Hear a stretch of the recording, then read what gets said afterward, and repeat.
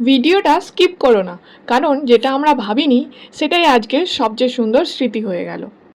শুরুর প্ল্যানটাই ছিল ডাইনোসর পার্কে আর যাব না, ভাবলাম থাক ফিরেই যাই।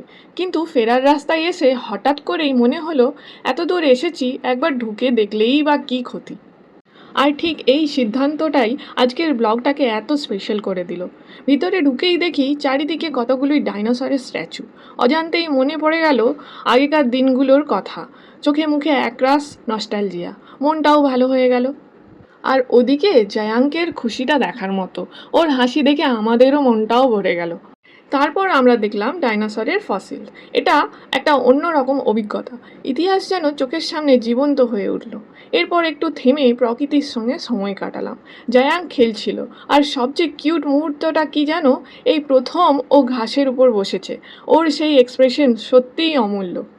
আর সব শেষে যখন বেরোচ্ছি, ঠিক তখনই চোখের সামনে এলো এত কাছ থেকে ময়ূর। এত সামনে থেকে কখনো দেখিনি অনেকগুলো ময়ূর, মনটা ভরে গেল আনন্দে। আর এইভাবেই এই ভিডিওর সঙ্গে সঙ্গে আমাদের পিকনিক ব্লগেরও সমাপ্তি। ব্লগটা ভালো লাগলে লাইক দিও, কমেন্টে তোমার ফেভারিট মুহূর্তটা জানিও, আর অবশ্যই চ্যানেলটা ফলো করতে ভুলো না।